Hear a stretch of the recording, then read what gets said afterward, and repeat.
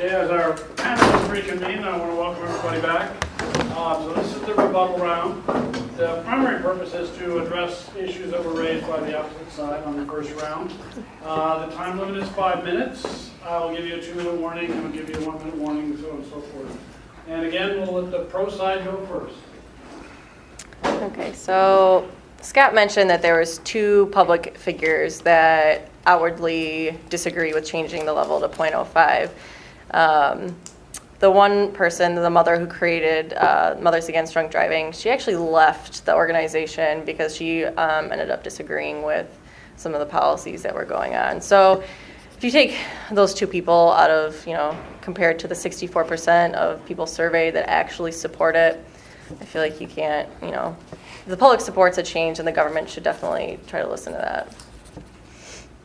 Okay, so they also mentioned that there is no difference between a blood alcohol content of 0.08 to 0.05, but laboratory research in several settings has shown that there is a difference. So for one example, after testing 168 drivers, they found that no matter what your blood alcohol content is, anywhere from 0 to, once you pass 0, you are impaired at some level. Your level of impairment starts to increase more rapidly once you reach a level of 0.02. And then once you're at 0.05, from there you have a 38% impairment than if you were 0. And then once you're at 0.08, you have 100% impairment.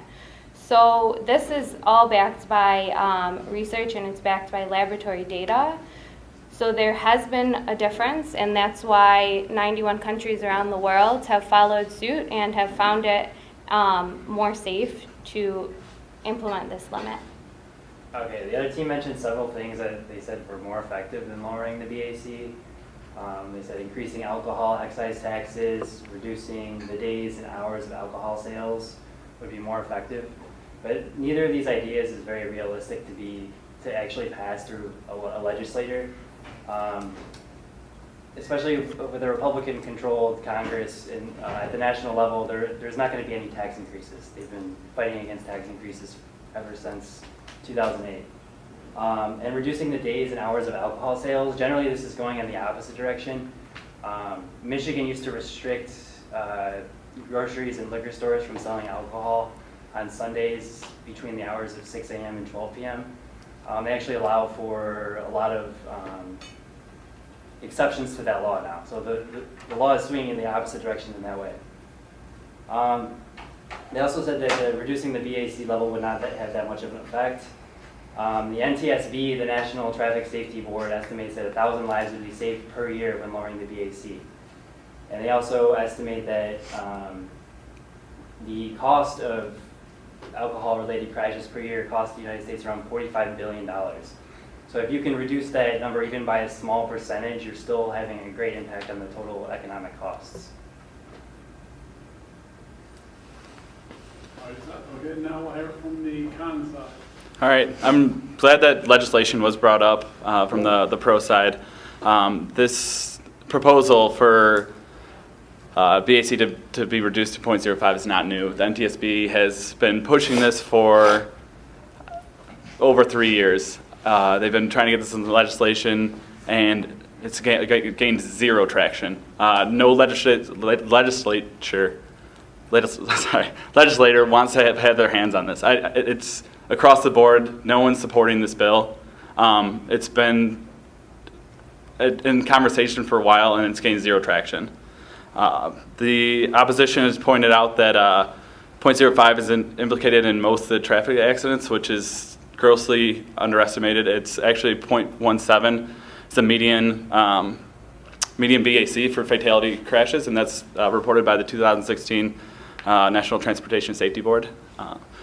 They also quoted a number 7 times more likely to get an accident from 0.05 to 0.08, and I think that's grossly overestimated as well. The same fact sheet as 2016 National Transportation Safety Board. The risk ratio was way smaller than that. I think it was 1.38 as opposed to 2.5. So it's a lot less the risk ratio is a lot smaller than what was quoted. The issue of getting high BAC drivers and repeat driving under the influence of the offenders of the roads has to be dealt more effectively. We all agree with that. The millions of dollars that we would spend in lowering the DUI limit to 0.05 would divert critical resources from that effort. And by arresting tens of thousands of moderate social drinkers every year, you have to it would put more further burden on the overtaxed legal and correctional system of this country. There are enough historical data to show that no tangible safety benefits are achieved by focusing on driver with the BAC below 0.08. The command and the control approach of even tighter tolerance and harsher penalties does not work. So, we have to ask ourselves, who decides what impairment is? Because they're using the 63% of the American people as public opinion, when in fact that's like a AAA survey. So I don't know if that's exactly representative of the American people. Now, you have to ask yourself what impairment is, because studies have shown impairment can start as early as a single drink. Now, are we willing to give up a single drink and driving? Because I don't know if that's the case. Data doesn't support it. They're saying a lot about data decreasing certain amounts of this and this, and this is all based off of foreign data. And as we mentioned, foreign data may not necessarily apply to us the same. They have more enforcement on the roads, different enforcement techniques, different types of alcohol consumption. And European have a lot in place of sobriety checkpoints, which is not standardized across the board here. It's going to skew the data a lot more in that regard.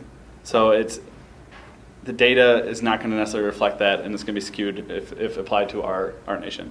Our data does show that over the last 20 years, that decreasing blood alcohol limits does not significantly change fatalities and crashes, which is really what we're talking about here. So if we're going to be using the data, I think we got to find ourselves a good compromising point. Either no alcohol or the certain amount of alcohol that'll have a certain amount of impairment that we're willing to allow a driver to drive with. And through statistical means and historical trial and error, we've kind of come across this 0.08 number.